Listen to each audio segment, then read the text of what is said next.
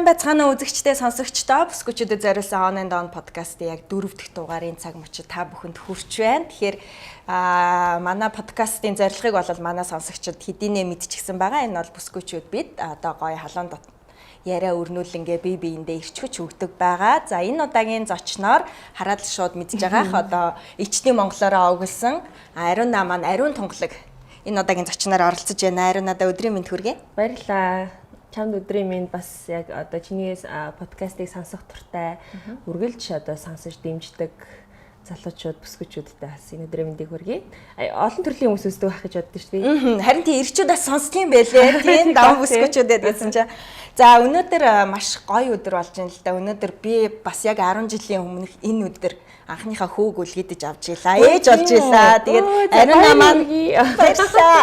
10 жилийн сюрприз олгочоод эхлүүлэхээр хийж аваа тий. 10 жилийн дараах энэ өдөр тий бас одоо удахгүй бяцхан өөрөө үлгэдэж авах гад ингээд сууж байгаа. Бид хоёрын бол одоо яг хоёулынгийнх нь хоёр баяр давхцсан өдөр байгаа учраас бид хоёр тийм телевиз одоо за телевиз хөтлөгч гээд ингээд гоё ажил мэргэжлүүдээ ярихаас гадна яг одоо бит хоёрын хувьд бол ээж за тэгээд одоо бяцхан ертөнцийг хөвлөдөд хийж байгаа энэ жирэмсэн байх хамгийн гоё эмэгтэй хүний хамгийн гоё аз жаргалтай амьдралынхаа талаар хоёлаа хуваалцъя. За тий баярлалаа. Альнаас нь эхэлж ярих уу? За альнаас нь эхлэв. Асуултуу саяных юу? Ариунагийн одоо бид нар чинь ингээл жирэмсэн болчихоор ер нь жаахан би хүндрээд эхлэхээр сэтгэл хүндрээд эхэлдэг те ингээл янз бүрийн юмд санаа зовох нь ихсэл за тархлаад байгаадаа санаа зовоол за зарим нэг хүн бол хордлоготойдоо санаа зовоол те ер нь ингээд нэг мэдээж тавгүй болж эхлэх үе яадаг. Ариуна бол жирэмснийхээ энэ үеийг маш гоё аз жаргалтай туулаад байгаа байхгүй юу? Би бүр онцгойлон энэ асуултыг асуумаар байна. Ямар жор байна? За яг үндэ жор гэдэг ах юм бол байхгүй. Би зүгээр ер нь хүмүүс тэгж ярьдэн шүү дээ. Ээжигээ одоо эмэгтэйчүүд дөөрөөдөг гэдэг тий. Манай ээж бол 4 хүүхэд гаргасан маш гайхамшигтай сайхан эмэгтэй байдаг. Тэгээ би зүгээр ээжийн залуу насыг зурган дээрээс хараад одоо хүүхэд байхдаа ээжигээ яаж бие авч явдаг ямар хүн байсыг хараад ерөөхдөө ээжигээ дөөрөөс юм байна л гэж би боддөө шүү дээ. Гэтэ аав маань бол та нар бол одоо манай хоёр охиноос ээжийн залуу насыг гүйцэх хүн байхгүй гэж хэлдэг байхгүй. Тэгэхээр ямар гоё ямар гайхамшигтай эмэгтэй одоо залуу нас нь тийм байсан бэ гэдгийг бол би аавынхаа үгнээс л гэж ойлгодог. Тэгээ манай ээж өөрөө тийм хөнгөн жирэмсэлдэг, төрхтөө ч хөнгөн төрдөг. Тэгээ төрсийнхээ дараач би энэ их хурдан тэхэрдэг тийм л юм бэ хүн юм байл л дээ. Тэгэхээр тэрийг би одоо дуурайсан юм болов уу гэж бодсон шүү дээ. Яг үнийг хэлэхэд би одоо ингэ жирэмсэн болчихлоо гэдэг хордлого байхгүй. Янз бүрийн нөгөө гормоны өөрчлөлтүүд гэж ярьдаг шүү дээ. Тийм зүйл үнэхээр бас тиймэрхүү юм мэдэрч үзхийсэн гэж одоо байхгүй. Дээрээс нь одоо би нэг жирэмсэн болчлаа гэдэг нэг эргэн тойрныхаа хүмүүс нэг жоох юм дарамт үзүүлдэг хүмүүс бүгдийг гэж хэлээгүй л дээ. Нэг тиймэрхүү тохиолдол байдаг шүү дээ, тий. Гормоны өөрчлөлт гарч ийн хит их халамж хайр хүсдэг ч гэдэг юм уу ингээд нэг юм бусдад төвөгтэй байх айгуу дургүй л дээ. Тэгээ өөрөө ч нэг тийм хөнгөн шингэн жирэмслээд байгаагаа өөрөө хараад өөртөө ч их баярлчаа. Тэгээд энэ яг нөгөө гэртээ зүгээр суухгүй зүгээр айхгүйтаас холбоотой гэж магадгүй. Яг одоо юу хийж байна? За одоо тэгэл хийдэг юмгүй л их штэ.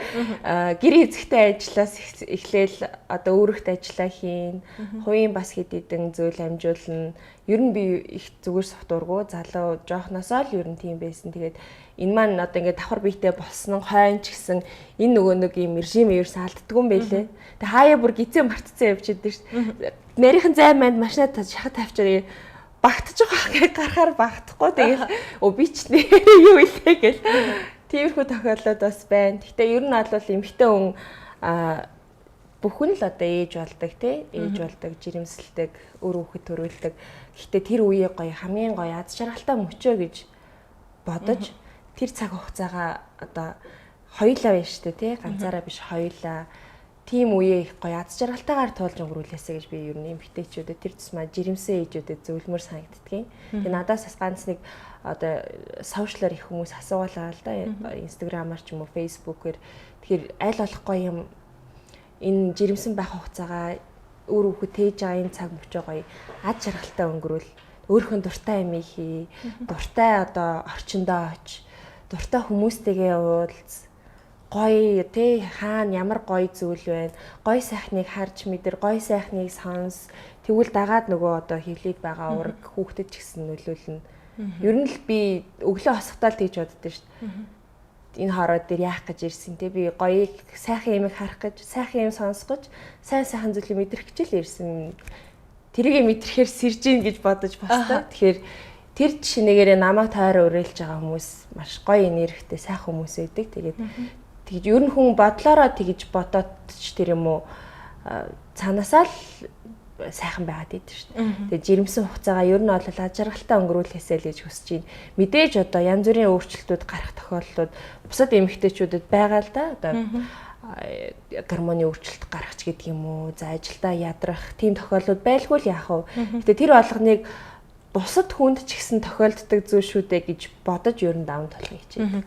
Хүндлэнгийн нүднээс харахад надад бол одоо арин нэг жирэмснийхээ үеийг хамгийн гоё авч явж байгаагийн хоёр жорыг би хүндлэнгийн нүднээс тодорхойлоод байгаа байхгүй. Нэг нь ном, нэг нь аялал юм уу? Одоо байгальтайгаа их ойрхон байгаа болов уу гэж. Дандаа надтай хамттай байдаг юмнууд байна л та. Би одоо хүмүүс төгжрлээр юу хийдэг вэ гэд аюух ярьдаг штэ. Ингээ зарим хашигнол бараг төгжрлийн хугацаанд хоол энтер хийдэг энтер гэл ярьдаг штэ.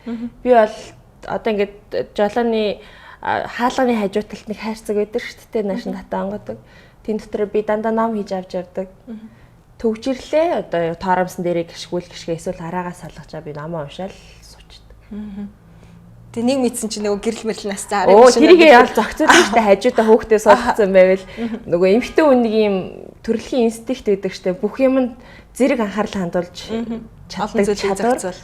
За тийм нөө ажилласаа хамаарат бас телевизийн хүнд бас яг энэ чадвар суучт юм болов. Чамд бас бол байгаа гэж би бол итгэлтэй. Олон юм руу зэрэг анхаарал төвлөрүүлж чаддаг. Тэр утгаараа ер нь номд их дуртай. Тэгээ энэ чанарыг манай аав суулгаж өгсөн. Маш их ном уншдаг. Ер нь хүнд ингээ хүүхдэд үлгэрлэх хэрэгтэй гэж ярьдаг шүү дээ. Хүүхдээ хас мань л манайх маш их номтой. Тэгээд аав маань л байнга орой ажилласаа ирээл ном сонин уншиж болох юу вэ л бариас очдог хүн байсан. Тэгээд би зүгээр харсаар байгаа л ингээд ном унших хэрэгтэй юм байна гэд ер нь аавасаа сурсан учраас тэрэн зүгээр дадал болсон юм шиг санагдав. Яг одоо ямар ном уншиж чинь? Ер нь одоо ном уншиж эхэлснээсээ хойш хэдэн ном уншсан бэ? Ер нь тоолж үзснээс л цуглуулдаг уу? Тоолж бол үзээгүй. Гэхдээ ингээд хаяа нэг хуучин лагерт ч юм уу ингээ хуучин юм хадгалдаг янзлах шаардлага гардаг шүү дээ. Аав ээжийн лагер дээр очивол кентнер дүүрэн гэл юм янзлах болол. За чи нэг юм ухаас суучхаараа салдгүй шүү нөгөө юм хийн гэсэн өн хийгэр гэл манай ээж авт хэлдэг. За тэгэл би номын хайрцаг онгоолгоол тэгэл өнгөрөө тэл өдөржин толгон дээр малгай тавьчаал өдөржин нөгөөдхөө ухаас суучдаг. Тэгэл ер нь хуучны намнууд маш их гаргаж ээж аавханд хуучны намын сангаас намнууд их цуглуулсан. Тэгээд нөгөө унших тусам юу гэдгийг дээ номдоо тавих шаардлага гэдэг юм уу? Тэндэрсэд намаа сонголт штэ тий. Өөр болоод байгаа. Тэгээ би ер нь түүхийн нам, хувь хүний одоо намтар тэгээд бас жоох юм гүн утга учиртай нам маш аюу дуртай л да. Одоо ингүүл баяжин тэгвэл хөөрхөн болно гэдэг намд бол үнэхээр дургу. Зөв хуучны яг юм сонгодог одоо зохиолуудад арай юм үгийн баялагтай тийм маш гоё одоо сэтгэл төрүүлэхээр ном унших дуртай. Тэг яг тийм ном уншсны дараа бол хэсэгтээ одоо тэрнийг одоо мууд гэж ярьдаг штэ. Ном уншсан тэр мэдрэмжээсээ гарч чаддаггүй. Тэгээ үнэхээр таалагдсан ном байвал би яг номныхаа талаар нөгөө уншсан ревю бичдэг байхгүй юу. Хит хитэн битсэн байдгийн зарим номоо уншаад уйлан дуулан янз бүр болно. Нэрэ бид нар чинь жирэмсэн байхдаа их ном уншдаг шүү дээ. Одоо яаж те жирэмснийхээ үеийг даван туулах эсвэл төрөөд одоо хүүхдээ Франц ичиг өсөх үү эсвэл Япон ичиг өсөх үү юу гэх мэтчлээ. За тийм төрлийн ном уншиж ерөн төрөлтөндөө хэр их бэлтэж 10 жилийн дараа төрөх гэж шүү дээ те. Одоо ёстой тийм ном уншдаггүй шүү дээ. Яг үнийг хэлэхэд нөгөө миний сонголтод ер тийм ном байдаггүй. Яг зүгээр би бас зарим хүмүүсийн одоо бичсэн юмнуудаас харж байхад тэр хүүхэд өсгөх, хүүхэд хүмүүжүүлэх, хүүхдийг хүн болгох тэр зүйлийг бол хин нэг нь зааж өгдөггүй гэдэгт би бол итгэлтэй байдаг. Нэг төрлөх юм битэн хүний их хүний нэг инстинкт байдаг шүү дээ, төрлөх мэдрэмж гэж байдаг. Тэг би ингээ 10 жилийн дараа төрж байгаа. Ер нь бол нэлээд хол зайтай төрж байгаа. Тэгээд төрөх гэж байна. Тэгээд энэ хугацаанд яг л одоо охиноо яаж өсгөж ийсэн тэр арга барил одоо бол надад буруу юм санагдахгүй байгаа. Үр дүнг нь өөрөө үзэн явж байгаа учраас хүүхдүүдээрээ тэр арга барилал барина да гэдэг. Ер нь гайгүй төрчихсэн нөө тий. Одоо жирэмсний йог энтерт яваал бид нар чи ер нь нөгөө төрөх тусам эмхтэй хүн чи бас нэг жоохон туршлагачаад байна шүү дээ тий. Ингүүл гайгүй төрчихсэн. Манай оны бол туршлагатай гурван хүүхд төрөсөн яаж одоо би юу яа. Ер нь тийм байдлаар бие бэлтэж байна. Ер нь бол мэдээж бэлтэлгүй яах вэ? Одоо бие бэлтэн, сэтгэл зүгээ бэлтэн, ямар сандал өчгтөр нөхөртөөгөө ярьж ирсэн. Одоо охиноо хүүхдээ гэж ярьдаг байсан бол одоо хүүхдүүдээ гэж ярьдаг болох нэрштэй гэл өчигдөрхөн ярьж ийсэн санаж байна. Тэгэхээр ер нь бол яг хүүхдийг өсгөх тал дээр төрөлтөнд бэлтгэх тал дээр ер нь одоо нөгөө өмнөх төрөлтөөс их өөр болчихжээ. Орчин нөхцөл ч өөр байна. Эмнэлгийн үйлчилгээ ч өөр болчихож гой болж юу эсвэл зарим нэг сөрөг зүйлс хിവэрэл байна одоо энэ тэнд явхад хүн зам тавьж өгөхгүй ч юм уу эсвэл бас ингээд стресс хэм байдаг шүү дээ. Би яг нэг өмнө өөрөө нэг анзаардаг юм байна. Өмнөх нөгөө жирэмслэлт маань гадаадд байсан л да нэг Шанхайд жирэмсэн байсан учраас тентгийн нөгөө орчин нөхцөл маш тайван юунаас ч ингээ айжчих шаардлагагүй тэг их тайван нөхцөл жирэмсэн байсан би одоо тэрийг айгүй их сайн одоо ялгааг нь харж ийн л да. Гэтэл одоо ингээ нөө ажил хийж аж ирэмсэн байж үзээгүй. Тэг ажил хийгээд давхар биетэй болсон чинь нийгэмдэр энэ одоо энэ давхар биетэй хүмүүс, эмэгтэйчүүд, за дээрээс нь хүүхдтэй хүмүүс яг одоо энэ Улаанбаатарын орчинд байхад ер нь хэцүү байна гэдгийг өөрөө жирэмсэн болол хүн ойлгох юм байна. Тэрнээс би одоо жишээ нь зүгээр ажиллагаа явж байгаа хүн бол яг хүн зам гарах чивэл зам тавьж өгдөг. Жирэмсэн хүн урдуура халахулдаг гэл имээ өгөө зааж өгсөн. Яг тэр журмаар байгаад байгаа боловч яг нөө өөр дээр тулгархаар аюух стресстэй юм байлээ. Гадуур явхаар урдуур хайгуур дайрна. За тэгэл нөгөө нэг юунд супермаркетд тэрэг түрээл явчихад тэргээр ингээл цохох мохч шин тиймэрхүү юмнууд ингээл гарна. Эмнэлгийн үйлчлэгийн дээр ч гэсэн бас мэрсэр жоохон дотоод гэлмэг юмнууд надад зүгээр ажиглагдаалаа. Зүгээр явандаа сайжих байх. Гэхдээ 10 жилийн өмнөхтэй харьцуулахад бас л жоох удаашралтай байна уу даа л гэж би зүгээр хувьдаа тэгж боддгоо шүү. Түрүүн хоёлаа нөгөө аяллаа ярьж байгаад нэр орхицсан юм шүү. Өнгөрсөн 7 хоногт бид хоёр цаг тавуулахад манайх уулан дээрс айгуу гой цас масан донд алхаж исэн. Ер нь аялал байгаль хоёр баг ариунагийн салшгүй нэг хэсэг баха. Намайг ер нь ном аялал хоёртой тэгэл нэг газар архичул за тэгэл одоо байгальд архичул тэгэл ер нь бол уучраал ч энэ нөгөө хаана үлд баймаараа ингээд тэгвэл би айлгалах байгальд авахыг хичээдэг.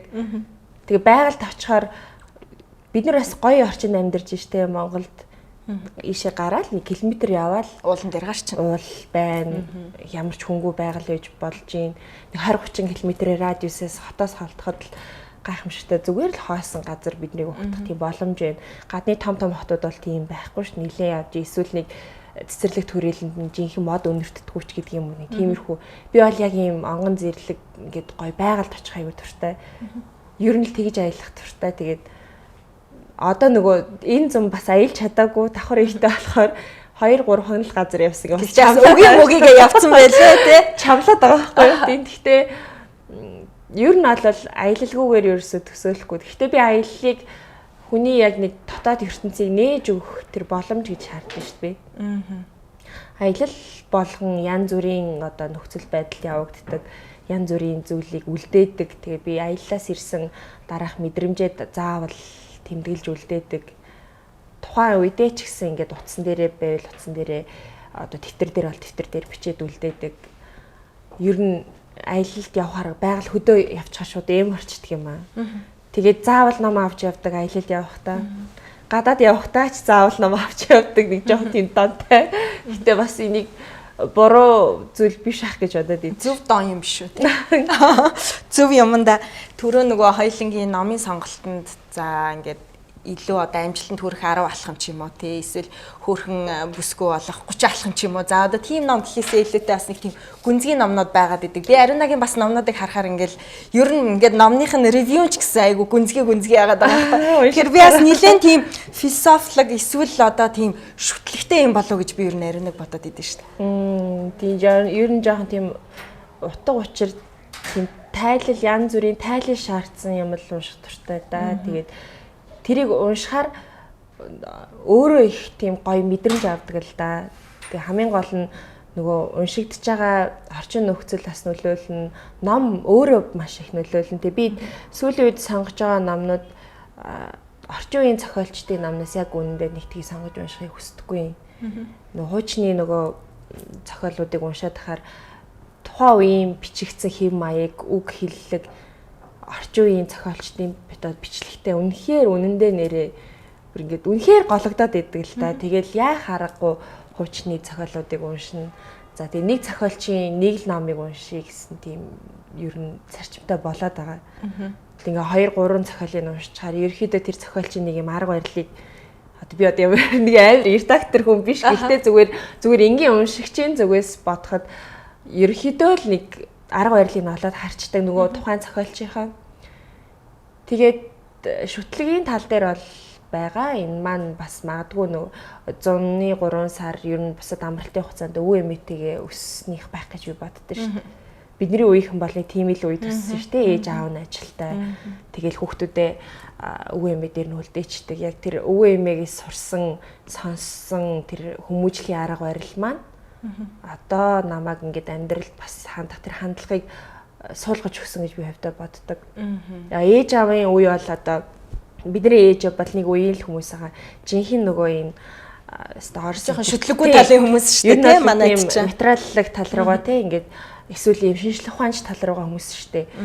Орс интер сургууль төгссөн. Тэгээд ерөөхдөө нэг юм амьдралын хэвнэл нь өөр. Тэг яг тэр тухайн үед ч гэсэн цагийн нөхцөл байдлаасаа шүтлэгтэй байхыг ин ч гэсэн бас нэг төдийлэн сайшаадгүй ч байсан үе ч юм уу. Ер нь шүтлэгтэй. Тэгээд шүтлгийг гэхдээ би бас их олон талаас нь харахыг хичээдэг юм аа. Яг одоо шүтлэгтэй гэхээр тийм мухар сүсгтэй гэсэн үг бол биш. Аль болох илүү шинжлэх ухаанч талаас нь ер нь судалж байгаа юм. Ойлгох гэж одоо тэр тухайн одоо шашин байлаа гэхэд ямар мөн чанартай шашин юу хэлэх гээд байгаа. Тэгээ би энэ шашин шүтэх юм бол одоо тийм үнэхээр сүсгэлэх юм бол би юуг олж мэдэх гээд надад ямар өөрчлөлт авчрах юм гэдэг тэр талаас нь илүү хандхыг хичээдэг. Тэгээ би нэг амар үг сонссон, онгоцон сонсч ийсэн. Онгоц савлаад тэгээд хүмүүс ч мэдээж тэгээд жоохон агаарын нөгөө юунд ороо савлахаар чи ингээл аль болох өстө нөгөө мэддэг одоо аль шашны хүн бэ мэддэг бүхэл юмаа ингээд хэлнэ штэ. Тэгээд онгоцонд явж ийсэн нэг хүн сүхэтэй хүн сүсгтэй байдаг гэдэг үгийг хэлж ийсэн байхгүй. Тэг ямар айхтар үг хэлж байгаа яагаад ингэж хэлж байгаа гэдгсэн. Ер нь ингээд те юмны утга учирыг ойлгодог таньж мэдсэн хүн болвол сүхэтэй байдаг. Тэгээ тэр сүхэнийхээ хэрээр сүсгтэй бас байдаг юм аа гэж хэлж ийсэн. Тэгээ би тэр үгийн тухайн үедээ ийм одоо арай жоохон өөр үгээр тайлбарлаж болох юм болоо да гэж бодож исэн боловч ер нь хожим бодоол яваад хахад бараг жоохон ширүүхэн хэлсэн л юм шиг боловч нэлээ үнний ортой үг энэ да гэж бодож исэн. Түрүү нөгөө өдөртөө их олон юм амжуулаад байгаа юм шүү дээ. Би одоо ариунагийн зарим хийгээд байгаа юмнуудыг бүр тоолтчлаа тийм. Хувийн бас зөндөө олон ажил амжуулж гин. За тэгээд улсынхаа ажлыг бас хийж байгаа. Эфиртэй үүрэгт ажиллаа хийм. Үүрэгт ажиллаа хийж байгаа. Тэгээд эмэгтэй хүнд чи үүрэгт ажиллаас гадна бас олон үүрэг байдаг шүү. Нөгөө айлын эзэгтэй байна, ээж байна. Сая хүртэл ингээд охин руугаа залгаад хамаг ажиллаа зохицуулаад тийм. Тэгэхээр энийг тэгээд дээрэс нь одоо давхар биетэй хүн энэ болгоныг өөр нь амжуулахад ямар одоо дүрэн баримталж энийгээ ер нь амжуулж чадаад байна. Өглөөг эхлүүлэхээс эхэлж гэнэ үү? Эсвэл сэтгэл санаагаа өөдрөг байлгахаас эхэлж гэнэ үү? Альва нэг юм дадал зуршил гэж нэг зүйл байдаг шүү дээ. Одоо энийг би жишээ нэг 4-5 жилийн хугацаанд бол сурчсан зүйл биш. Багасаа л ер нь тийм зүгээр сухт дургу хүүхэд байсан. Тэгээ айгүй олон юм амжуулж тийм юмыг таньж мэдэх туртай хүн байсан гэх юм уу да.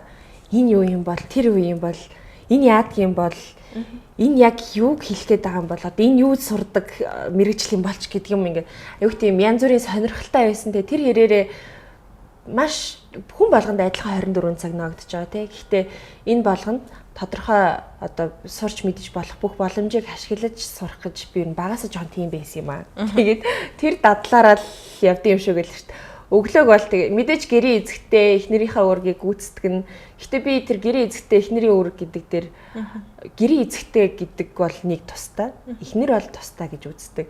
Тэгэхгүй одоо бүсгүйчүүд маань гэрээ сайхан цэвэрлдэг, сайхан хоол хийдэг, өөр хүүхд бүх ар гэрээ бүгдийг зохицуулдаг. Тэгээд өөрийгөө сайн эхнэр байна гэж үздэг боловч нөхөрт гэрийн эзэгтэй биш эхнэр хэрэгтэй шүү дээ, тэ? Ойлгож ярилцдаг, дэмждэг, чиглүүлж өгдөг. за одоо ажилд нь оролцдог болвол зарим тохиолдолд ингээ санаа бодлоо хуваалцдаг, сэтгэлийн сонсдог. Тэрнээс биш аягаа сайн угаадаг, хоолоо сайн хийдэг гэр эзэгтэй бол эхнэр биш байхгүй юу?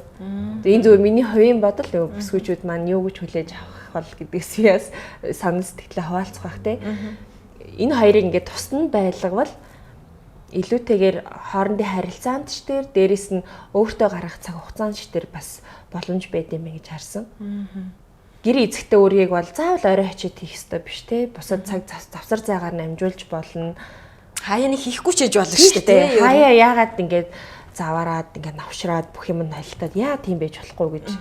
Тэ тэрийг хин нэг нь босоод хийсэн ч болно, хийхгүйсэн ч болох байхгүй юу. Гэтэл маш сайхан бие авч явдаг. Тэгээ дээрэс нь нөхөртөөгөө сайхан ойлголцдог, нөхрөө ойлгодог эхнэр хүн байх ёстой гэдгийг.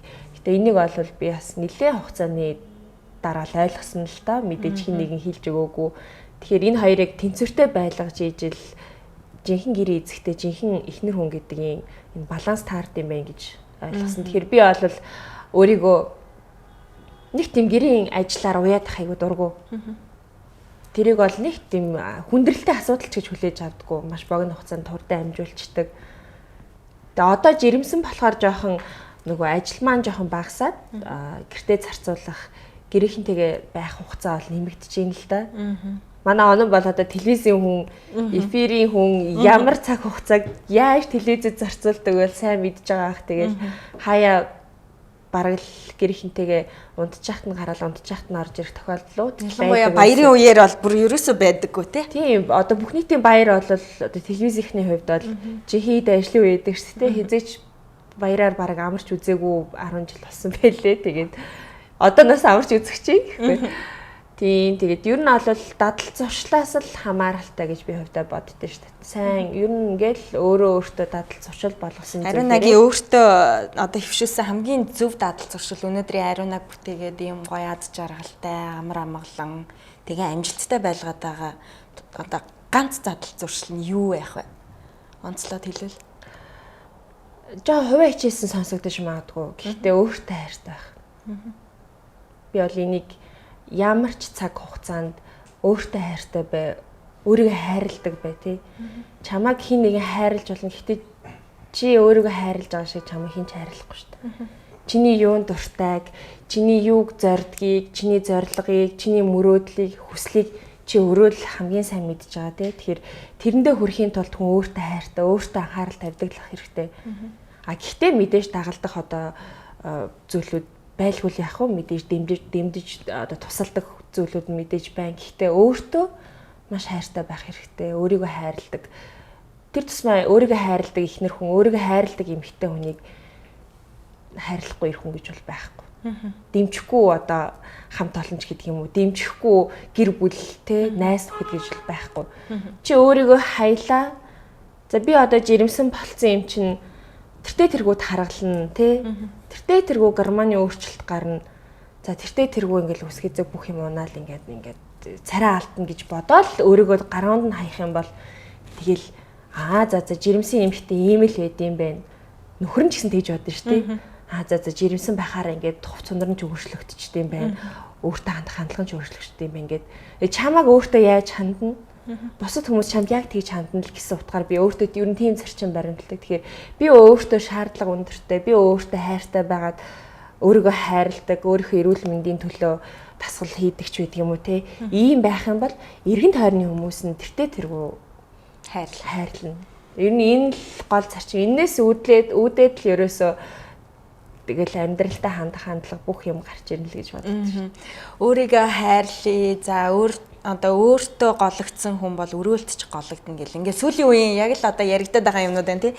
Эмэгтэйчүүд маань яг ингээд өөрийгөө хайрлах гад тэгэхээр болтгүй л дээ. За одоо гоо сайханд орох юм уу? За хүмсэн янзлуулах юм уу гэл айгүй ийм багахаа хитгэн цөөхөн тооны үйлдэлээр тэрийг хязгаарлалцдаг тий. Гэтэл чинь өөрийгөө хайрлна гэдэг чинь одоо ер нь бол асар том философи явж штэ тий. Гэтэ миний өөрийгөө хайрлах гэдэг байгаа нь бол үргэлж гадуур гоё яваал тий. Үргэлж гоо сайханд ороод ингэдгийг би яг хэлээгүй шүү.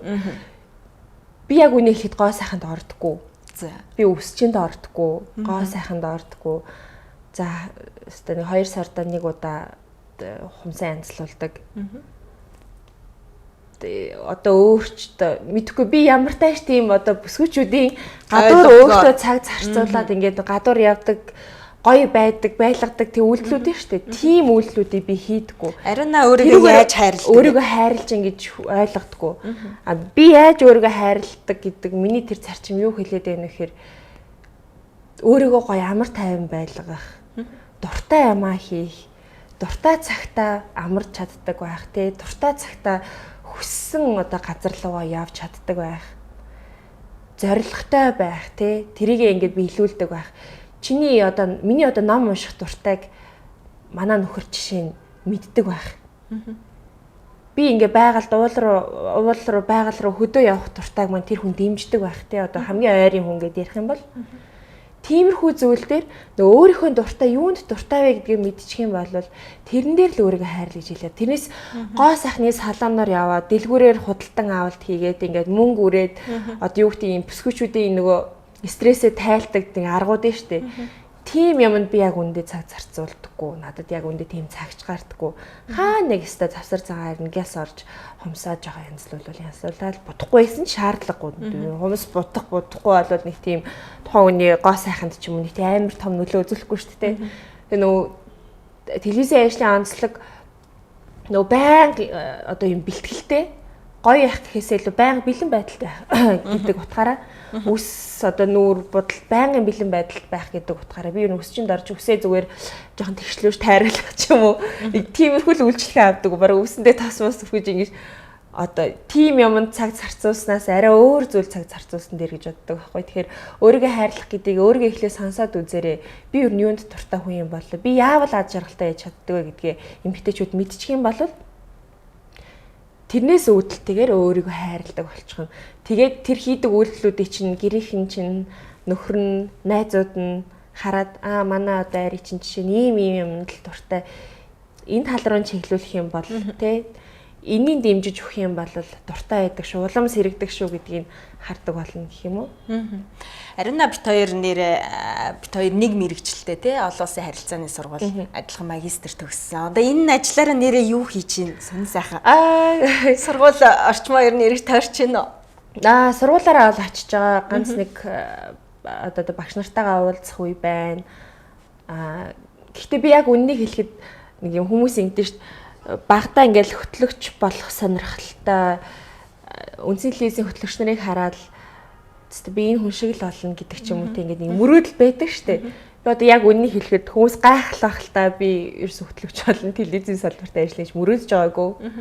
Үнэхээр мөрөөдөж байгаагүй тийм хувь тавилан ерөөсөө ингээд энэ зам руу чиглүүлсээр хагаад оруулсан. Миний хүсэл тэр үед юу байсан бэ гэхээр одоо бол тийм хүмүүс би болчихсон байгаа л да. Намайг жоохон байхад бол байгаагүй. Тэр нь юу вэ гэхээр одоо Монгол улсыг төлөөсөн хамгийн анхны эмэгтэй элчин сайд гэж хүн тэр тухайд эмэгтэй элчин сайд хүн байгаагүй л дээ. Намайг одоо сурагч байхад гэх юм уу. Миний хүсэл мөрөөдөл ер нь тэр байсан юм. Тийм учраас би одоо олон улсын харилцааны чиглэлээр суралцсан гэж мөрөөддөг байлаа. Тэгээд аялал жуулчлалаараа сурч исэн. Тийм одоо аялал жуулчлалын хөтөж мэрэгчлэр сурсан. Тэр маань намайг аялал дуртай болгосон юм болов гэж боддیں۔ Тэгээд дээрэс нь бизнесийн удирдлага, маркетингийн чиглэлээр бакалавра хамгаалаад тэгээ урд хятадд Шанхайд сургууль төгсөөд тэгээ Монголд ирээд яг үндэ хүсэл мөрөөдлийнхөө сургуульд орохыг хүссэн л дээ. Тэгээ намайг ингээд оюутан болцсон гэж тэгсэн ч хүмүүс сэтгүүлч үү гэж тэгдэг. Үгүй би өөрөө хүслээр сургууль сурч байгаа гэл. Тэгтээ өдөр одоо тэр сурсан зүйлээ ажил хэрэг болгондоо гэхдээ ажил дээр бол маш их хэрэг болж байгаа. Одоо юу гэдэг адлан үнтэй ярилцлага хийх тохиолдолд одоо тэндээс сурсан зүйл маань, мэдэж авсан зүйл маань, багш нараасаа сонссон зүйл маань маш их хэрэг болдог. Зөвхөн одоо нэг юм баригдмал одоо зүйл биш шүү дээ. Одоо мэдээллийн орон цай маш том байна. Маш олон мэдээлэл дунд байна. Тэгэхээр энэ болгоноос бол зөвхөн одоо дотоод үйл явдал гэхээсээ илүү гадны улс орнд чухам юу болж байна? Манай улс тэнд ямар байр суурьтай гэдгийг мэддэг байх нь бол миний сонирхлыг татдаг байсан учраас энэ салбарт бас дуртай. Тэгээ явандаа одоо хувь тавилан чиглүүлэх юм бол тэгэл тийшээ зөвлөндөө. Нэрээ одоо яг ингээд сансан чинь Ариуна бит хоёр 10 хэдэн жилийн өмнө Шанхайд танилцчихсэн тий. Би бас тэгэхэд урд сурдаг байсан. би бас аялал жуулчлаар сурдаг байсан. Тийм үү? Тэрний дараа бид хоёр харилцаанд бас ингээд тааралцсан. Тэгээ одоо телевизийн салбарт тэгээд нэрээ ингээд бодоод утсан чинь тэгээ 10 жилийн өмнө анхныхаа хүүхдээ үлдсэн ингээд олон бас адилхан юмнууд байдгийн байна.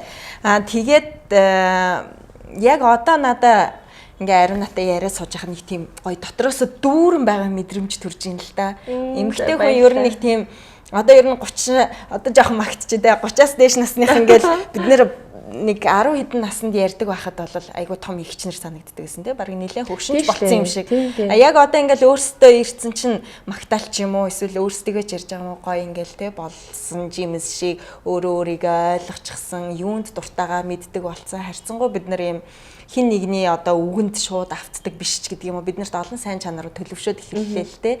Тэгээ ажил амьдралаа сонгочихсон үр хүүхэдтэйгээр яг ийм чанаруудыг би бүр ингээд яг ариун натаа яриа сууж явахдаа те өөрийгөө юунд дуртайгаа мэддэг, өөртөө хайртай хүмүүсээр өөрийгөө хүрээлүүлдэг гэх мэтчлэн яг одоо ингээ айгүй гой гой чанарууд мэдрэгдээд байна.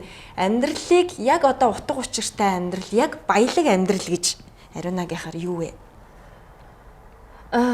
Ер нь бол яг өнөөдрийн амьдрал ерөөхдөө ингээд нэлээ юм нөгөө таймтай хариулт өгөх гээд байна л да. Гэхдээ би жоохон задлаад хэлэх юм бол утга учиртай амьдрал гэж өөрийнхөө амьдрсан амьдралыг хэлэх болов. Тэрийг бол юм дураар амьдрсан амьдрал гэж хэлэхгүй л дээ. Одоо мэдээж энэ амьдралын сонголт болгоныг би өөрөө сонгосон те. Эсвэл хин нэг нь чийлүүлж өгсөн гэдэг утгаараа миний сонгосон амьдрал учраас миний бүтээж байгаа миний дунд нь одоо ингээ оршиж байгаа амьдрал гэдэг утгаараа энэ байгаа амьдралынхаа энэ мөн чанар энэ одоо агуулгад нь өөрөө багтаж оршиж амьдарч чадж байгаа маань л одоо энэ гайхалтай тэр одоо амьдралаа туулж байгаа нэг хэлбэр юм уу да. Гэхдээ мэдээж амьдралд янз бүрийн л одоо юу гэдэг сэтгэл хангалуун бус байх үе энэ төр байна. Гэхдээ би яг нэг юм амьдрал энэ төргээ ярьсан шиг айгүй сонирм байна. Бас тэгж хэлэхээр одоо би юу гэмдэ мэдээж одоо ингээл амьдрал үзсэн янз бүрийн насны хүмүүс байгаа. Гэхдээ миний найзууд донд одоо жишээ надаас 5 6 ихч 4 5 ихч ингээл одоо янз бүрийн төвшний хүмүүс байдаг л да. Тэгээ би багасаа л өөрөөсөө ингээд ихч ах хүмүүстэй нэг сургууль сурж исэн гэдэг утгаараа ер нь нэг жоохон юмыг арай жоохон өөр өнцгөөс харах тэр нөхцөлийг жоохносоо сурсан болов. Тэгээ би айгүй дураараа хөхтэйсэн байхгүй юу? Айгүй ирэх. Айлын 3 дахь хөхт мөрт доороо дөвтэй штэ уг нь. 3 дахь хөхт мөртлөө бараг айлын баг хөхчийг тэгж эрхэлж өссөн. Тэгээ тэр хэрээр айгүй дураараа. Тэгээ одоо миний энэ амьдралдаа гаргасан шийдвэр болгон дандаа тэр өөрийнхөө тэр дураар шийдсэн шийдвэрүүд байдаг. Тэгээ би энэ ээж аавдаа одоо хүртэл баярлдаг. Яагаад гэвэл тэрэн дээр дураараа дээр нэмэхэд хүмүүжүүлсэн бааш таарж байгаа хгүй юу? Маш сайн хүмүүжүүлсэн. Ер нь олж хатуу гарын хүмүүжлэлээр хүмүүжсэн гэдэг маань ингээд чанга барьдаг байсан. Гэхдээ одоо буруу зам руу оруулаагүй гэх юм уу? Гэхдээ дураар нь ойлгодог байсан. Айгуу тийм нээлттэй өсгсөн болж таарж байгаа юм л да. Тэгээд ерөөсө бүх шийдвэрийг өөрөө гаргадаг байсан. Тэг хамгийн гайхамшигтай нь одоо шийдчихэд дотор ингэ бодно шүү дээ нэг үйлдэл хийхээс өмнө шийдчихэд хариугаа өөрөө гаргачаад тэгээ тэрийнхаа дараа ээж автаа хэлдэг. Ингүүл тэгвэл яах вэ гэх асуух маягтай. Аль шийдэ гаргачаад би асуух гол болохгүй шүү дээ. Тэгшнээ жоохон ч байсан юм чи. Тэгээ асуухаар хаяа миний шийдвэртэй ижилхэн байна. Хаяа минийхээс эсрэг байна. Тэгээ эсрэг байвал за би зүгээр асуусан юм а гэхдээ би шийдтсэн гэд ингэдэг байхгүй тэгээ би тэр маань юу яг хിവэрэ амьдрал дээр би яг нөхөртөөгөө танилцаал нөхөртөөгөө хамт байх үедээ ч гэсэн яг тэр хаашаараа хилээд шийдчихэд дараа нь хилдэг байсан. Тэгээд тэрнээс болоод хаяа зөрчил гарах тохиолдлууд байна ярилцсангүй гэдэг. Тэгээ сүүлдээ болвол за энэ хүн бол ингээд өөрөө шийддэг. Гэхдээ тэр нь буруу байдгүй гэдэгт итгэдэг учраас одоо хүртэл хамт идэг болов. Хэрвээ буруу байгаад мэдээж алдаж онох юм байна л да. Гэхдээ өөрөө өөрийнхөө гаргасан шийдвэрээр амьдарч байгаа учраас энэ амьдралын хамгийн гоё тэр баялаг гоё сайхан байгаагийн илэрэл юм болов гэж боддог шүү дээ. Нөхөртэй харилцаа сүүл үед ч одоо нөгөө хосуудын хоорондын харилцаа гэж баг хичээл ордог болсон. Лекц мэгц авдаг боллоо шүү дээ. Одоо чи ер нь хүмүүс нөгөө харилцаа гэдгийг чинь баг амьдралын нэг чухал зүйлгээ ойлгоцсон. Зөвхөн хайр сэтгэл байхаас гадна хүмүүс хоорондоо их мэдлэгтэйгээр харилцах хэрэгтэй гэж ойлгочихсон тий. Тэгээ хоёулаа сая ярьсан шүү дээ. Өөрийгөө хайрлаж байгаа, өөрийнхөө тэр одоо дуртай зүйлийг зөвшөөрүүлж байгаа тийм байдалтайгаар хосын амьдралыг аз жаргалтай бат бөх авч явахын гол нууц нь юу юм бэ?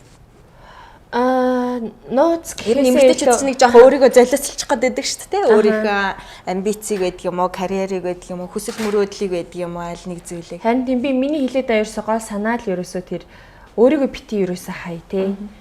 Чи нөхртөөгөө танилцахдаа ямар байдлаар танилцсан? Чи ямар зан чанартайг чинь хараад тэр хүн чамд дурлсан? Чи юм амгалан одоо өөртөө ихтгэлтэй хүснээ хийдэг, өөрийнхөө хүслийн төлөө одоо тий зарчимдаа үнэнч тэгж байх үед чинь чамтай танилцсан бол яг тэр хэвээрээ лээ. Эсвэл одоо айлын эрх таних охин байгаа л аав ээжийнхээ үгээр бүх одоо үйлдэлээ заалгаал одоо яадаг чи төрөл бүр байгаа штэ. Яг ямар байхдаа нөхртөөгөө танилцаж байсан, ямар дүр төрх чинь, ямар одоо хандлага чинь тэр хүний хайрыг татсан. Яг тэр хэвээрээ лээ. Тэрийгээ эмгтээчүүд хүнтэй сухаараа алдчихдаг гинэ. Нөгөө амьдралд нухлагдаад ухаан суугаад хатан ухаан мухаан. Үгүй тэгэл одоо мэдхгүй мэдээж амьдралын нөхцөл байдлаас хамаараа за одоо энэ хүнтэй ингээд би суудсан юм чинь ингээд өөрийгөө орхичд юм байна л да.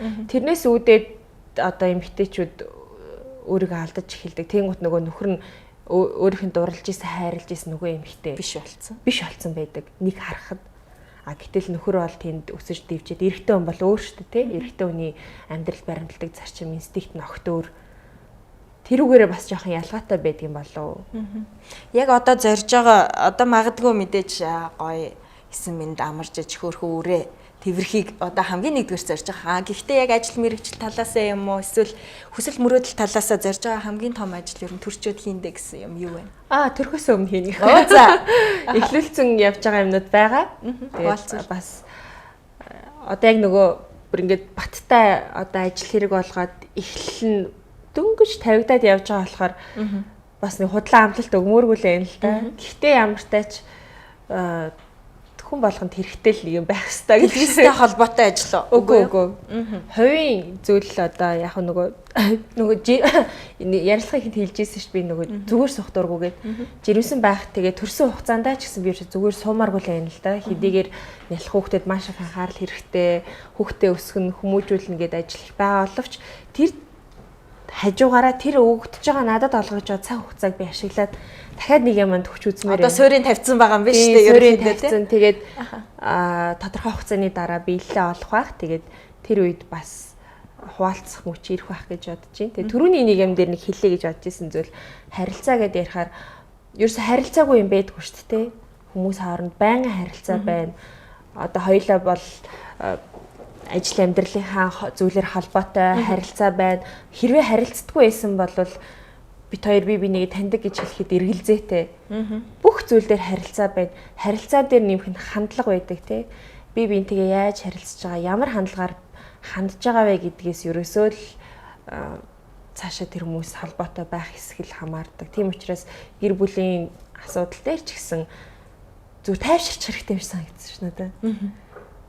Зүгээр л тайвширчих хэрэгтэй юм шиг хэсэг хугацаанд нөхрөө ч юм уу эхнэрээ ч юм уу хартгаа болоод ингээд зүгээр тайвширчих ингээд тайван. Тэгэхээр тэртээ тэргүү нөгөө үнэнч тайвширчин, өөрөө ч тайвширчин. Тэртээ тэргүү одоо энэ сонгогдсон амьдрал өөрчлөгдөхгүй л гэж бодож байгаа бол зүгээр тайвширчих хэрэгтэй. Тэгэхгүй нэг юм хадгуу энэ яаж байгаа л тэр яаж байгаа энэ хинтээ уулзж байгаа л яаж байгаа л хийж байгаа л гэд байвал үргэлж нөгөө тэрэнд анхаарлаа хандуулад өөр асуудлуудад анхаарал хандуулж чадхаа болчихно. Гэхдээ ер нь ингээд эрэгтэй хүмүүс мэдэгддэг штэ нэг ямар эмэгтэйд дуртай нь. Их тийм төлөв төвшин, гэртээ суух дуртай, гэртээ байх дуртай, төлөв даруу айлын ихнэрүүд байна. Тийм ихнэртэй дуртай хүн байна. Маш их хөдөлгөөнтэй, ерөөсөө ингээд завсар заагүй чөлөө завгүй ажилтдаг. Тэгэл нэг харахад хоолой хийцэн байж идэг, нэг харахад хүүхдээ асарсан, нэг харахад өөр юм эсвэл энэ тэнд ингээл явж идэг ингээл маш их зүйл амжуулдаг их нэртэй хүн байна. Тэгэхээр анх танилцахдаа тэр одоо нөхөрчин ч юм уу найз залуу чинь чамайг ямараар харсан юм? Яг тэр хэвээрээ лээ. Тэр чинь л одоо өөрийн чинь мөн чанар мэдээж явцын дунд хүн өөрчлөгдөн л дөө. Гэхдээ хамгийн сайхан амьдралын гоё зүйл ерөөсөө л амар тайван байх. Сэтгэл зүрх амар тайван байх юм бол дагаад бүх зүйл тайван байна. Тэгэхээр хиний хажуу тайван байж чадчихээн. Тэр айгу зөв сонголт хийсэн байна. Ер нь хэр ууртай вэ? Би юу? Уурчтай ялгаатай шүү дээ. Ажлаас олж уурлах тохиолдол байна. одоо манай ажлынхаа үзэл одоо шууд эфирийн өмнө ч юм уу уурлах тохиолдол байна. Тэр ихтэй зөвхөн ажлыг сайн явуулахын төлөө уурлаж байгаа өөр тэгээ мартчихдаг. Ер нь бол уурыг нэг тийм уурлаад тах туртай биш. Удаан байлгаад ах дурггүй. Уурл бол маш богино хугацаанд бараг л эргэж харах төдийд мартчихдаг.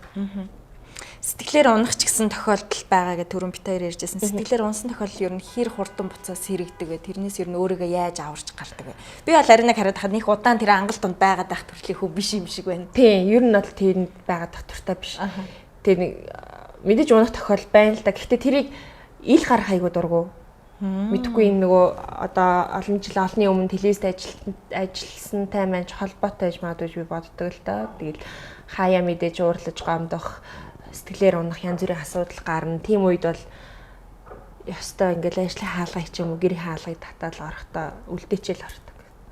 Тийм мэдээж тэндээс буцаа гарна шүү дээ. Гарахтаа мэдээж асуудалтайгаа шууд нүүр тулна. Тэг яаж шийдэж болох уу? Ямар гарц байж болох уу гэдэг талаас нь аль болох бодох хичээдэг. Одоо жишээ хинээс хамааралтай байвч гэдэг юм уу те.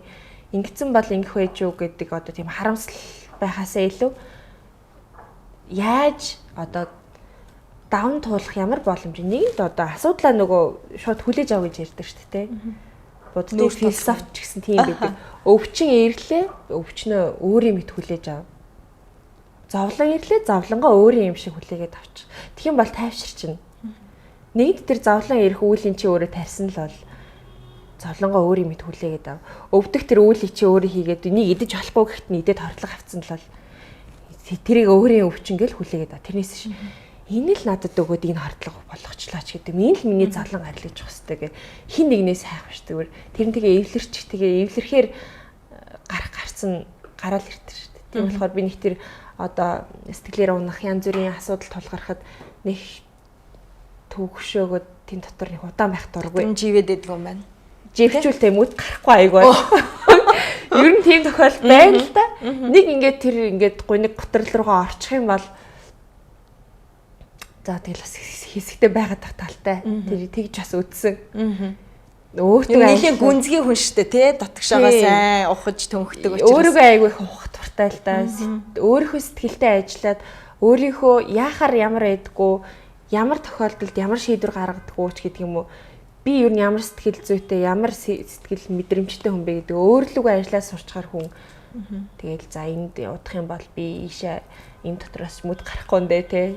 Энүүхэн авдаа эрэг хаваар нь байчаа буцъя даач гэдэг юм ингээ тийм асуудалтайгаа одоо тулгарч агаад өөрийн болгож хүлээж авч байгаа л одоо давдаг да. Тэрнээс биш зарим тохиолдолд бол асуудлын нөгөө гарцыг өөр хүнээс хайх ч юм уу те хин нэгэн шийдэж өгөх. Эсвэл хин нэгэн шийдтэн гарч шийдэж өгөөсэй хүлээх тохиолдлууд хүн болгонд л байдаг. Гэхдээ ийм үе би бол даваад арай өөр дараагийн шатанд гарчихсан явж байгаа юм. Тэгээ эн чинь мэдээж олон одоо дадал зуршлаас үүдэлтэй. Зарим нь номноос уншсан зүйл байна, зарим нь зүгээр амьдралын одоо болж байгаа үйл явдлуудаас тунгааж бодож сурсан ч зүйл байна. Хин нэг мэдээж миний тулсан амьдралыг туулахгүй учраас миний үтсэн одоо жаргал зовлон идэлхгүй учраас би л гарахгүй бол анаа чи одоо ингэх юм бол ингэрээ тэх юм бол тэгэрээ гэвэл чи хүсэхгүй гэж болно шүү дээ тийм биш байж болно ш тэр гарцсан. Тэгэхээр өөртөөгөө л ажил сурах хамгийн чухал. За Ариун хоёр түрүүн анхныхаа хүүхдийг 10 жилийн өмнө төрүүлээд одоо бол ерөнхийдөө үр дүнгийг хараа явж байна те. Өсөж байгаа хүмүүжүүлж байгаа маань бас сайн байгаа учраас өнөөдөр бол одоо анхныхаа үр дүнг хараад амжилттай явж байна гэж. Тэгэхээр хүүхэд хүмүүжүүлэх арга барилаас хаваалцахгүй. Хүүхдийг ер нь яаж хүмүүжүүлэх гэсэн юм бэ? Өөрөөр нь байлгах юм уу? Эсвэл зааж зааварлаж хаяа нэг бас нэг гарын амт үзүүлэх ёстой юм уу? Ариунагийн ер нь туршлагыг саналцсан. Би нөгөө өөрөө түрүү ярьж ирсэн айгүй эрэгтэй хөссөн гэдэг. Тэр маань надад бол одоо зүгээр би бодох нэ маш их хайран донд өссөн гэдгийг би мэдэрдэг байхгүй юу. Одоо ч тэр хിവэрээ том болчихвол аав ээж дээр очихоор айл ирэх хүүхчиг тэгэл ээж аавч бүр эрхлүүлээл унт ээж аавах гэрт ирсэн унт тэгэл унтаалч байна. Эд хаал идүүлээл гэд маш их тийм эрхэлж хайран донд өссөн. Яг тэр хэрээрээ охиноос яг тэгэж өсөх гэж би хичээсэн. Тэгээд аль болох би ер нь элдэн янз янаас хордохгүй. Эрхчлөөтэй өсөгдөг гэх юм уу? Шийдвэр гаргах боломжийг өөрт нь өгдөг. Тэгээ айгу дураар нь өсөгдөг гэх юм уу. Тэгтээ мэдээж диктатуртай байх боломжтой. Гэхдээ би бол гэртээ хүүхэд бол яг өөрийнхөө байх хэвээр. Тэр диктатур одоо тэр нийгэмдэр харилцаа юу гэдэг тэрийг бол сургууль нь маш сайн ойлгож чадчихаа. Тэгэхээр миний хүмүүжийг сургуультай ингээ баланслаад байгаа байхгүй. Орос сургууль болохоор Оросууд ямар диктатуртай илээ те. Үүдэнд нь орохт нь захирал нь өглөө болгон гар урьж мэдлдэг. Тэгээ бид нэр ерөөсө сургууль руу н ордоггүй. Зөвхөн сургуулийн хашааны үүдэнд үлдээгээл оруулцдаг. Тэр хүүхэд ороод хувцаа газар хаяад орхих юм бол хичээлээ тарахад газраас л хувцаа авч өмснө. Тэрийг хин нэг нь зохицуулж өгөхгүй. Тийм учраас өөрөө нөгөө бие даах чадварыг би илүү их бие даалгаж өсгсөн гэх юм уу. Тэгээд 3 сартаас нь бүр нялх байхад нь 3 сартай байхад нь л би тусдаа манеж орон дээр унтуулдаг байсан. Яг би өөрөө айгу амар тайван баймаар штэ. Би сайхан унтмаар байна. Тэгээд ээж маань бас аюулгүй байдал талаасаа хүүхдээ битгий хөвтөж өгөөл хүүхдээ тусна унтуулж игээд хэлж өгсөн учраас тэр үед нь тгээс сургацсан одоо манай хүүхд бол хаач ганцаараа унтаа сурчдаг. Имээтэйгээ өөтгөө гадаад энтер явхад ямар ч асуудалгүй ганцаарынгийн өрөөнд оруулаад унтуулахад нэг барууны хэм маягтайш нэг хүүхдэд өрөөнд ороод унтчихдаг. Яг тиймэрхүү байдлаар өссөн. Тэгээ жоохносоо ер нь бие даацсан учраас одоо энэ тэнд хүүхдээ ганцаарынгийн байлгах хэвээр ерөөсөө санаа зовдөггүй. Тэгээ тэр бие дааж өсөх гэдэг хүүхдэд аягүй чухал юм билээ. Гэхдээ мэдээж хүүхдээр нь байлгах хүүхэд байх тэр гоё аз жаргалыг мэдрүүлэх нь бол чухал л та. Ихтэй айл болох тэгж зодод занчих ч үт юм уу загнах үе бараг байхгүй. 1 хэлнэ, 2 хэлнэ, 3 хэлнэ, 4 дахь дээр нь жоохон чанга дуурдаг. Тэгэл чанга дуурал эхлэнгүүт одоо нөгөө том болоод өсвөр нас хүрэх гэж шүү дээ. Одоо 10 настай 11 хүрэх гэж байгаа гэдэг чинь ер нь бол нөгөө бас бие даацсан хүүхд чинь хит хим өөрийнхөө орон зайд оруулахаа болчдөг юм байлээ л дээ. Гэтэ биеийн том болоод байгаа бол санаа нь хөөрхөн цаанаа жоох хүүхдэрээ хിവэрэ байгааг ингээл хараад хүүхдээ аяг ажиглах туртай. Ямар үйлдэл дээр ямар үйлдэл хариу урвал үзүүлж ийн яахаар яаж ийн гэдэг нь аяг их анзаарах туртай. Тэгээ би аль болох ингээд нөгөө том үнтэй харьцаж юм шиг харьцдаг л да. Бүр хүү жоохноос нь тийм байсан. Айгуу ч их эрт хилд орж исэн. Тэр нэг маш тод ярьдаг болохын тулд би яг том хүнтэй ярьж байгаа юм шиг яг ингээд ижил харааны төвшөнд харилцдаг байсан. Жирчин хаана байгаа ингээл бид хэд ч болоод ерөөсөө хэл амаа зэлгээл болдог шүү дээ. Ямар сайндаа нэг 2 ой гарантай хахт манай найзууд ирэхгүй юу. Тэгэл нэг ганц үе залуу байсан юм одоо бидний гэр бүлийн найзууд. Тэгэл нөгөөдөг чи дүүди дади үжүжүжү гэл фах юм ярьсан юм шүү тэгсэн чи намайг галтагаан цогсон чи манай хүүхд ирсэн. Ээж гэлэхгүй. Яасан гэсэн чи энэ ах юу гэх ойлгохгүй нэ. Тэг чи юу ярьсан гэ нөгөө найзаасаа асуусан чинь хүүхд чи гого баба дүүди дүүдүүл гэж ярьдаг үстэй хин. Гү наа чин жижигэн л болохоос хүн штэ. Чи ингээ харалта хилд орцсон хөлд орцсон. Чи зөв хүнтэй ярьж юм шиг ярилдаг. За хизээ тэгчихсэн ингээ гайхаад гүй чи яг том хүнтэй харилцаж байгаа юм шиг зүгээр ингээ хүнтэй ярьж байгаа юм шиг ярил л та. Нааш тэгээ яриа сурцсан юм а гэдгсэн чинь тийм үү ч тэ ямар сайн ингээд би хүүхдтэй яг тэгж харилцдаг. Тэг хэзээ ч ингэж дээрээс ингэж харьцахыг хүсдэггүй. Нөгөө багаас нь тгээс сургацсан. Тэг ямар сайн манай ээж манай гэрийнхэн чи өстө хүүхдтэй яг өөртөө амраар өсгсөн. Чи өөрөө амар тайван байх гад хүүхдээ өөртөө тарлаа өсгсөн байх гэж хэлж ярьдаг байхгүй. Тэг одоо бодоход нэрэл тэгсэн юм шиг. Нэг хит их юм. Ээж нь ирэхгүй л бол унддаггүй хүүхд байдэн штэ. Ээж нь л одоо чиглүүлж өгөхгүй бол хоолоо иддэггүй. Тийм хүүхдүүд маш их байдаг. Би тийм байхыг хүсээгүй л дээ. Яа тэгвэл маш их ажилтай. Тэг өөрөө завгүй байдаг болохоор яг өөртөө тарлаад өсгсөн. Тэгэл яг жоохноос нь эхлүүлээл одоо сандлан жижиг байх бол жижиг байлгаал яг суух хэмжээнд нь сандлын тамсгал, ширэгийн тамсгал, ширийн дээр хоол идүүлээ сургацсан. Ганцаараа хооллоод ингээд ширийн яад хизээч араас нь хөөж би хоол өгж үзээгүй. Яг ингээд нэг хүн ийм л ах хэвээр ийм зарчмаар хооллож, ийм зарчмаар унтаж, ийм зарчмаар өөртөө арчаатай байх хэвээр гэдгийг зарим нь үлгэрлж харуулна, зарим нь хэлж өгөө сургацсан. Одоо тэгээд аюу аим ш.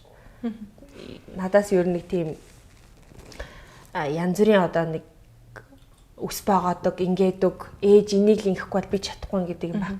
Аль болох өөрөө оролдож үзэж чадахгүй бол ээжээрээ хэлэгдэг ч юм уу. Нөхөртэй харилцаан тийм байх боломжтой юу? Одоо нэг ясанд нөхрийг тийм болгож сургах боломжтой юу? Ихнэрээ хараад тий одоо юу гэдгийг хоолоо хийхгүй тий ингээд хөрөгчөнд нь бүх юм байхад тий хийхгүй сууж ах юм уу? Эсвэл ихнэр авахгүйсэн ч өөрийгөө болгочдаг. Би бол нэг ийм зарчим баримтлаа. Би тэрийг анх бараг нөхөртөө танилцахтаа л анх хэлж ийсэн. Тэгэл яг одоо ч тэр хэвээрээ байгаа. Тэгээ түрүүн би ярьсан штэ нөхөр чинь чамайг ямар байхад чамтай танилцсан. Яг тэр одоо зан чанар өөрийгөө тэр боддог байдлаа тэрийг ахиулнуул гэхээс тэр төвшөөсөө битээ буулга. Тэг мэдээж өсөж хөгжиж хүн өөрчлөгдөнө. Гэхдээ анх ямар байсан, анх өөртөө хэр арчаатай, ямар зан характертай байсан тэрийг битээ алд. Тэрийг ахиул. Тэрээс биш. Тэрнээс тэр төвшөөсөө доошоо битээ буу. Би яг нөхөртөө тийж ярьдаг байсан байхгүй. Анх танилцал найз залуутай болцсон гэсэн үг шүү дээ. Найз залуутайгаа чиний утас бол чиний утас. Миний утас бол миний утас. Миний имэйл хаяг бол минийх, чинийх бол чинийх. Би чинийх рүү орж үзэхгүй, чи минийх рүү үзэхгүй тий. Гэхдээ би чамаас утсыг чи хэрэглэх бол гуйж аваад хэрэглэнэ. Чиний компьютерыг ашиглах бол одоо нууц үгүй чинь чамаар хийлгээд би хэрэглэнэ. Чиний мэйлээр би мэйл явуулах бараг шаардлага гарахгүй л дээ. Уусаа гарч байгаа ч хөө явуулах бол чамаар ингээд чиний оролцоотой ингээд хандна. Дундын юм бол дундын байх. Хувийн орон зайруу чинь би хаалтахгүй. Чамайг найз нөхдөдтэйгээ уулзахад чинь би яг чаа гэхгүй зүгээр удалгүй хэдэн цагт ирэх чинь л асуу. Тэгэл хийсэн цагтаа л ир. Тэгэл ингээд юм чөлөөтэй. Тэгхгүй бол зарим хүмүүс одоо Facebook нь ихнэртэй найзтайгаа бичээтэй гэсэн чинь нөхөртэй ч бичиж явах шүү дээ. Бараг хүүхдэн ч орж бичээд авах юм уу тийм хөө тохиолдол байдаг шүү дээ. Ингээд хит ийм беби нэрүүгээ ийм давж орсон харилцаа эргээд тухайн хүний орон зайг байхгүй болгочдөг. Тухайн хүний хувь хүн гэдэг тэр мэдрэмжийг байхгүй болгочтой юм шиг санагддаг. Тэгээ би өөрөө тийм байх хүсдэг учраас нөхөртөө би яг тэгж ханддаг. Тэр эрх чөлөөг нас олгодог байх нь шүү дээ. Тийм тэр чинь мэдээж хязгаартай шүү дээ. Чи эрх чөлөөтэй бай гэл дураар нь тавиад явуулчихж байгаа гэсэн үг бол бас биш. За.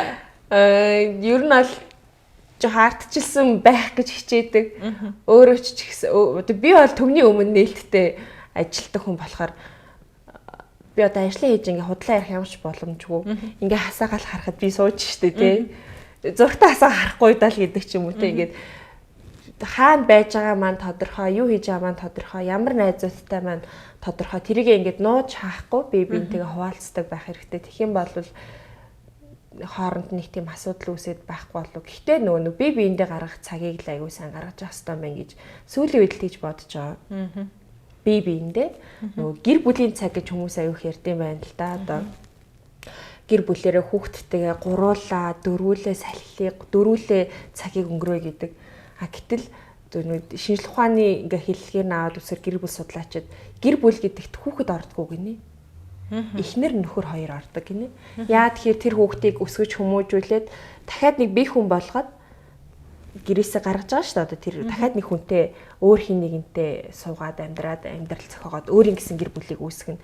Яг тийм учраас үлдчихэж байгаа нь хин үлдчихэж байна. Эхнэр нөхөр хоёр л үлдчихэж байгаа сте тий хүүхдүүд нь том болоод яваад төхөр.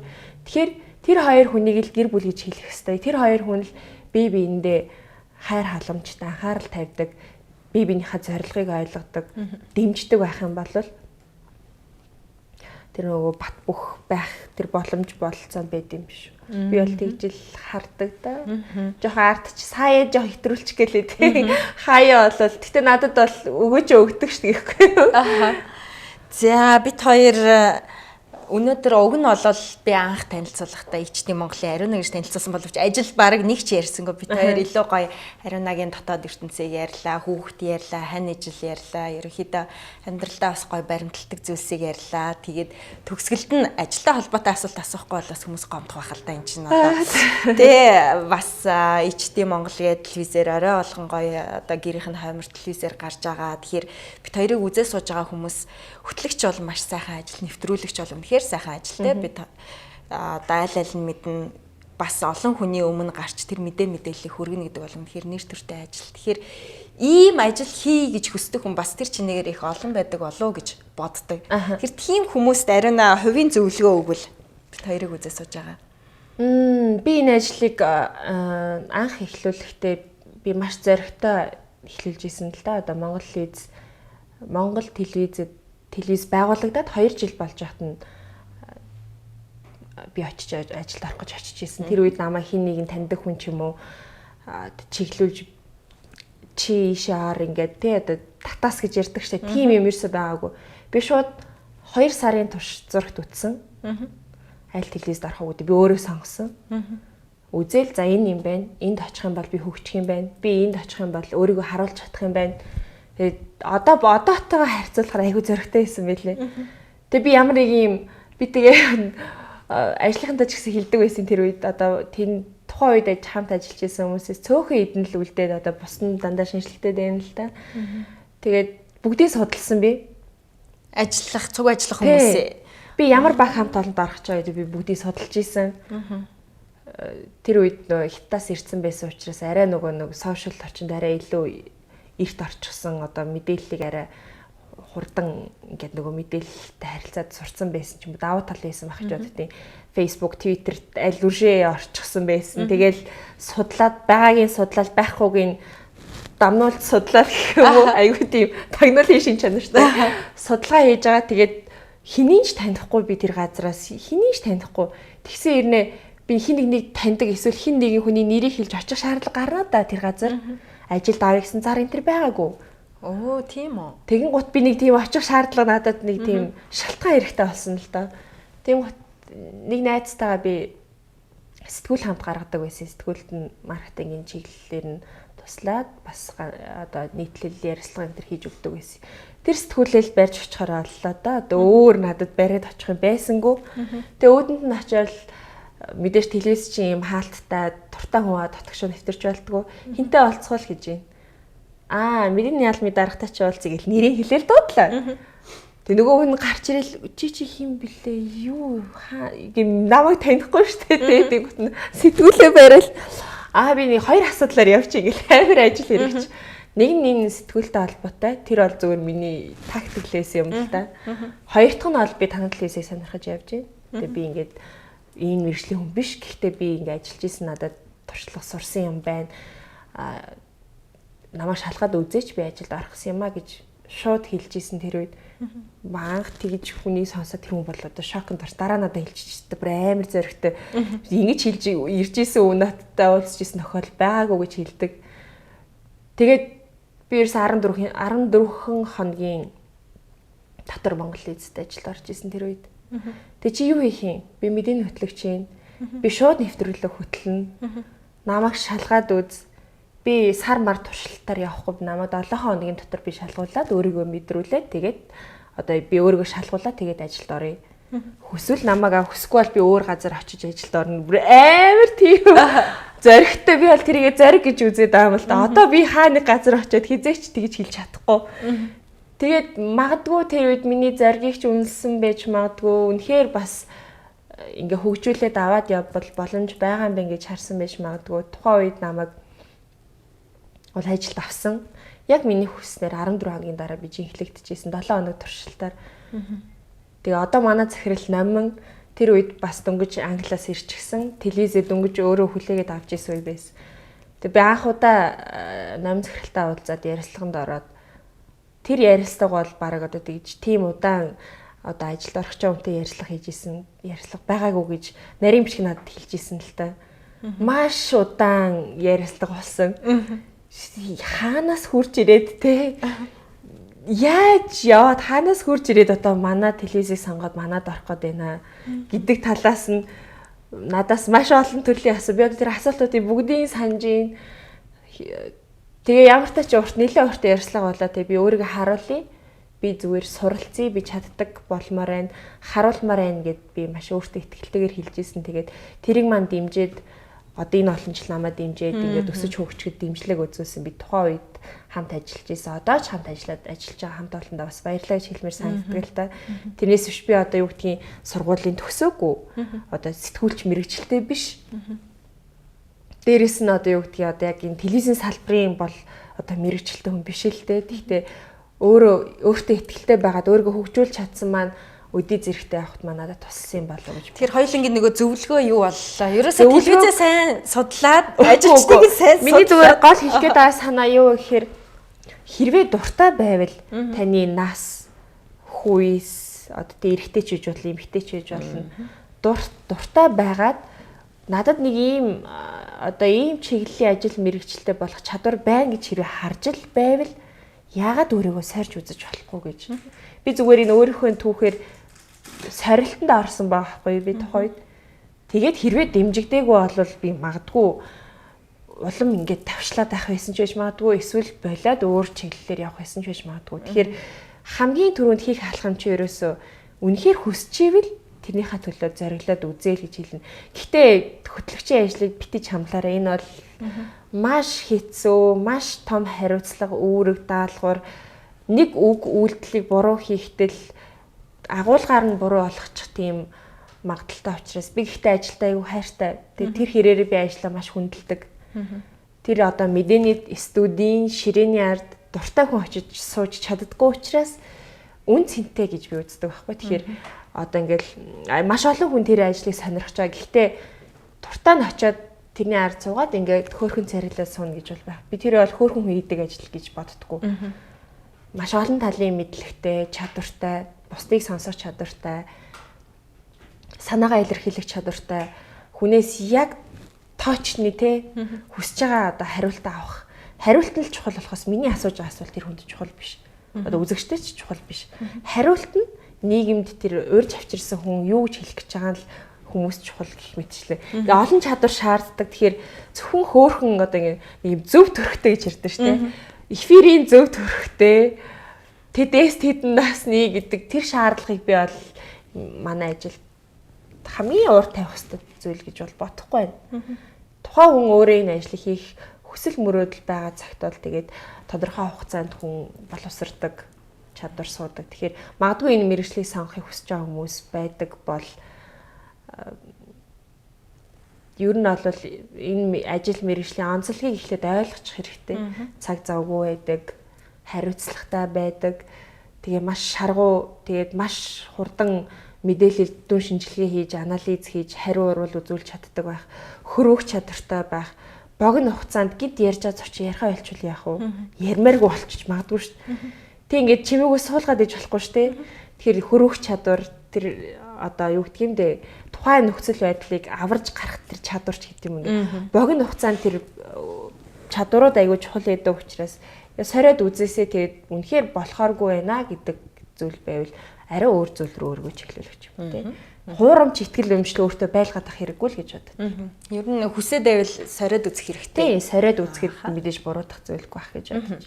Хоёрт нь болохоор манай одоо нэвтрүүлгийн яг уламжлалт асуулт. Ерөнхийдөө бит хоёрыг за бүсгүүчүүд үзээд маш их урам авч байгаа гэдэгт би бол итгэлтэй байна. Яа тэгэхээр эмэгтэйчүүд чинь нэг тийм хүний одоо лекц хичээл гэхээсээ илүүтэй ингээ хоёр таньдаг хүн хоорондоо уулзаад ярьж байгаа нэг тийм халуун дотн ярианаас ингээд сэтгэл хөнгөрөх бол хөнгөрөөд ирч хүч авах бол аваад ингээд нэг тэр битэл одоо сошиал дээр яриад байгаа хэвээр сайн найзуудтайгаа 7 хоногт нэг удаа уулзчих гэнэ яаж ич гэнэ тэгээ баг тэрүүн шиг.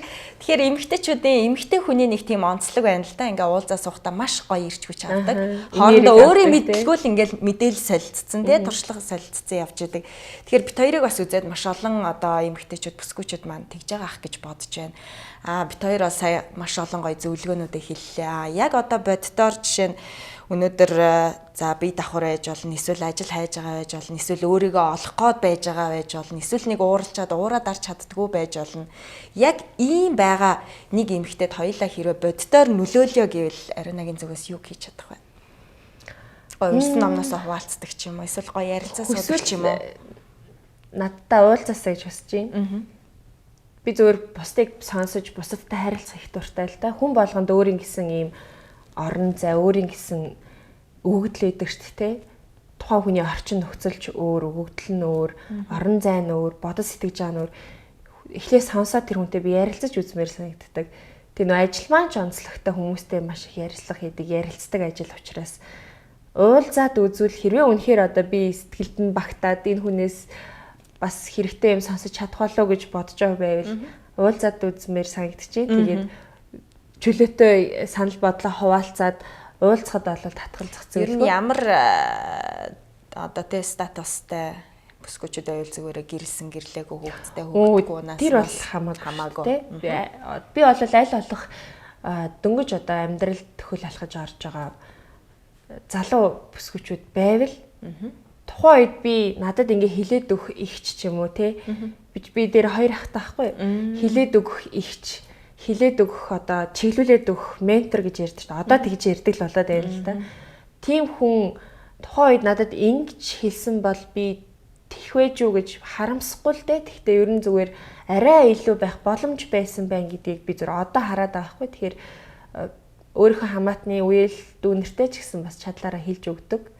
Инх юм бол тэ чи миний амьдралыг хар, намайг хар тэ. Их чихэн амьдралыг харж байгаа шийдвэр гаргаад үз.